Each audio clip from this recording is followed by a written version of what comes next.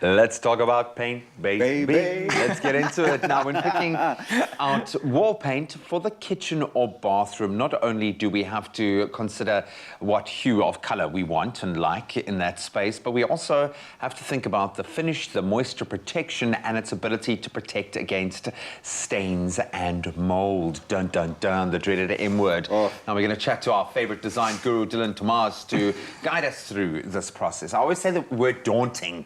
I don't want people to be scared of painting. I'm not going to say, it's not daunting, inspiring. It's exciting. But you've got to be clear and really think about things slightly differently when approaching the bathroom and the kitchen. Why is it so important to go for a specific paint when dealing with these spaces? This is a really good question. You touched on it as well. The dreaded M word, the mold and the cleansiness. You want to be able to use the space where you can wipe it down with ease so it doesn't actually hold the dirt in it. So that's why it's really important to consider the types of paint that we utilize in both these areas. But the best thing is that even though we have to think of the technicalities of the paint, you can still get them in fantastic colors, right? Yeah. So you don't have to be limited because of the paint choice that you use. But here's the thing, there's a different set of things to consider when you're choosing paint for the kitchen as well as the bathroom. What should we be considering when making those choices? So it is a high traffic zone, so that's the one thing, and you need to look at how it needs to be almost water resistant, especially in bathrooms with the ceilings because the steam rises. So it's important to make sure that you use a paint that actually has resistance to that, which is the one thing from a bathroom point of view, and also that when it does get wet, like cupboards and stuff like that, you don't want it to absorb the moisture and get damaged. And then in the kitchen, you also want to make sure that it's with oils and splashes from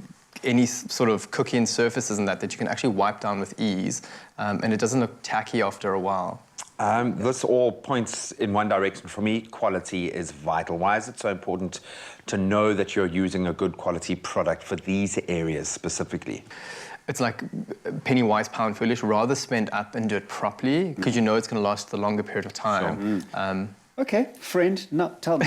This is where you should start charging by that. This is where your fee kicks in, buddy. I have a feeling. Trends. I mean, you know you're the trends guy when it comes to kitchens and bathrooms. Okay, so are there any things or any trends like that to be looking Blue out kitchens. for? What colour blue, though? That's important. Yeah, you can totally do blue as long as I think it's in a jewel tone again. So I do think from a trend point of view, jewel tones just last longer versus bolder, brighter colours. And also, it's the space that you're going to be cooking in or enjoying the space. So you want it to feel light and fresh and lovely and inviting. You do spend a lot of time there. Totally. Yeah, I know if you're going to have Instagram moments, you want to make sure it looks good behind you, right? No matter what clothes you wear. Are there different sort of considerations for a smaller kitchen versus a bigger one, or is it really just about self-expression in that sense? 100%. And I think a lot of people think that if you use a darker colour, it's going to make it look smaller. A darker colour can actually make it look bigger, as well as using a lighter colour. So it just becomes a personal preference at the end of the day. I mean, my biggest thing at the moment is black kitchens. I think a black kitchen is timeless, it's sophisticated, and it works in a lot of spaces. And black also grounds a space in a really good way. It's quite intense as well, which is cool. But again, going back to my whole thing, my whole colour vibe, introduce green with a plant.